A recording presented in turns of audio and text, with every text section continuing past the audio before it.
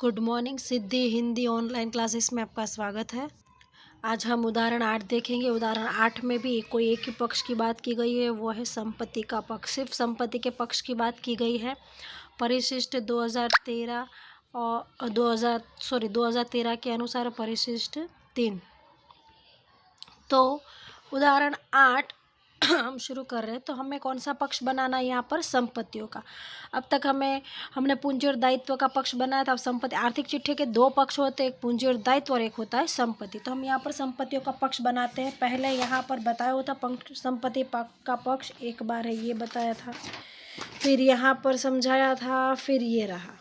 ठीक है, यहाँ पर हम वापस करते हैं। हमने देखा इक्विटी और दायित्व, जिसमें 3 पार्ट होते हैं, तीनों के अंदर 2, 3 और 4 इस तरह से इसमें 2 पार्ट होते हैं। बिन चालू संपत्ति, चालू संपत्ति। बिन चालू संपत्ति में यहाँ पर होता है स्थायी संपत्ति है।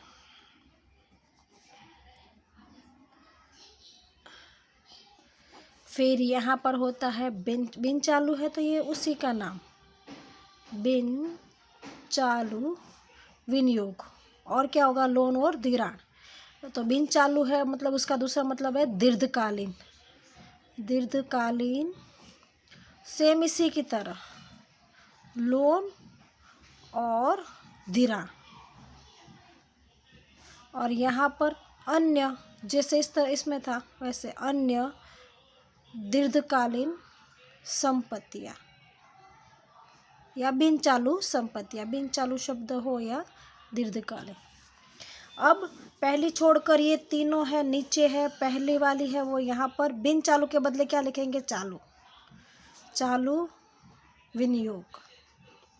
और ये दोनों लास्ट में बिन चालू लोन और धिराण है, तो यहाँ पर चालू लोन और धिराण। अल्पकालीन लोन और धिराण है ना। दीर्घकालीन लोन और धिराण है तो यहाँ पर अल्पकालीन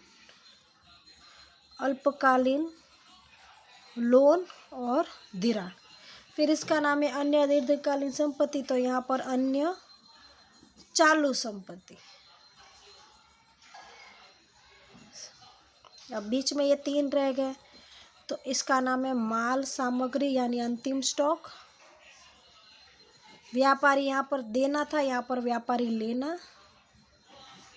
इसमें आएगा देनदार और लेनी हुंडी। और ये रह गया रोकड़ और बैंक शेष। रोकड़ और रोकड़ समकक्ष। रोकड़ समकक्ष एक बार ये बताया था आपको। वापस हम करते हैं यहाँ पर। ठीक है, सवाल में विजय का नाम है। सवाल पहले मैं नहीं पढ़ रही हूँ। देखो, 2 उदाहरण करवा या तीसरा उदाहरण करा और मैं सवाल पहले नहीं पढ़ती, पहले मैं चुपचाप क्या बना देती हूँ? कॉलम। तो यहाँ पर ये संपत्तियों का पक्ष है। संपत्तियों के अंदर 2 पार्ट है, एक बिन चालू संपत्तियाँ और एक है चालू संपत्तियाँ। बराबर। बिन चालू के अंदर 4 भाग है, 1, 2, 3 और 4। चालू के अंदर 6 पार्ट है और 6। ये है स्थायी संपत्ति, जिसमें दृश्य और अदृश्य। यहाँ पर जो नाम है वही बिन चालू विनियोग। ये मुझे याद रखना, बिन चालू विनियोग। फिर बिन चालू का दूसरा मतलब है दीर्घकालीन लोन और धिराण। फिर उसी का अन्य बिन चालू संपत्तियाँ। सेम ऊपर जो है वही नीचे, पहले को छोड़कर ये तीनों, ये पहले आएगा बिन चालू विनियोग है तो यहाँ लिखेंगे चालू विनियोग। फिर इसका मतलब है दीर्घकालीन लोन और धिराण, तो यह लास्ट में दीर्घकालीन लिखेंगे अल्पकालीन लोन और धिराण। फिर अन्य बिन चालू संपत्ति, तो अपन लिखेंगे अन्य चालू संपत्तियाँ। अब ये माल स्टॉक यानी माल सामग्री अंतिम स्टॉक आएगा। फिर यहाँ पर आएगा व्यापारी देना है, तो यहाँ पर आएगा व्यापारी लेना, जिसमें आएगा देनदार और लेनी हुंडी। और ये है रोकड़ और रोकड़ समकक्ष यानी बैंक शेष।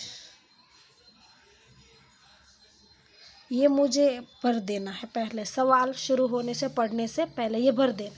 अब मुझे सिर्फ इसमें से ढूंढ कर क्या करनी है, फिलअप भरनी है, बराबर है। इसी तरह परीक्षा में भी करना है। 11 मार्क का सवाल आएगा। स्थायी संपत्ति दृश्य, तो हमारे सवाल में मैं यहाँ बाजू में ले लेती हूँ। स्थायी संपत्ति क्या लिखा हुआ है, दृश्य। तो यहाँ पर है संपत्तियाँ, स्थायी संपत्ति दृश्य, तो यहाँ पर लिखेंगे कितनी रकम है सवाल में, यहाँ पर 8 लाख, तो यहाँ पर लिखेंगे हम 8 लाख। रोकड़ और रोकड़ समकक्ष है सवाल में 60,000 कहाँ है, ये रहा रोकड़ और रोकड़ समकक्ष सवाल में, हम यहाँ पर लिखेंगे 60,000। उसके बाद दीर्घकालीन लोन और धिराण है सवाल में 34,000। दीर्घकालीन मतलब ऊपर वाला हिस्सा, दीर्घकालीन लोन और धिराण वो है 34,000। फिर सवाल में है माल सामग्री सवाल में कितनी है, इस तरह से 43,000। तो माल सामग्री है सवाल में 43,000, तो ये रहा माल सामग्री, यहाँ पर मैं भर दूंगी 43,000। अन्य बिन चालू संपत्ति है 31,000। बिन चालू मतलब ऊपर, बिन चालू ये रहा, अन्य बिन चालू संपत्ति है 31,000। बिन चालू विनियोग, बिन चालू मतलब ऊपर वाला हिस्सा 27,000। पहले बिन चालू और फिर चालू है, बिन चालू विनियोग। बिन चालू विनियोग सवाल में है, एक मिनट है, बिन चालू विनियोग है 27,000। उसके बाद है चालू विनियोग 29,000। चालू मतलब नीचे, चालू विनियोग 29,000। फिर है अल्प व्यापारी लेना 56,000, ये रहा व्यापारी लेना 56,000। अल्पकालीन लोन और धिराण है 40,000। अल्पकालीन नीचे है, ये रहा 40,000। अन्य चालू संपत्ति सवाल में है 10,000। अन्य चालू संपत्ति सवाल में 10,000। अन्य चालू संपत्ति ये रहा 10,000। स्थायी संपत्ति है अदृश्य 50,000, ये रहा स्थायी संपत्ति, पहले दृश्य था फिर अदृश्य, यहाँ पर लिखेंगे हम 50,000। अब तो इन लोगों का टोटल बाहर आएगा और इन लोगों जितने हिस्से मुख्य होते हैं उनका टोटल बाहर आता है। इसमें 3 हिस्से थे तो 3 टोटल बाहर आया, इसके 2 हिस्से तो 2 टोटल बाहर आएगा, बराबर है। अब हम टोटल करेंगे, ये 8 लाख है, 8,50,000, ठीक है। अब मैं कैलसी लेती हूँ, चलो हम लोग टोटल कर लेते हैं। 8,50,000, 27,000, 34,000 और 31,000, इनका टोटल है 9,42,000। अब इसका हम टोटल करते हैं, 29,000, 43,000, 56,000, 60,000, 40,000 और 10,000, ये टोटल है 2,38,000।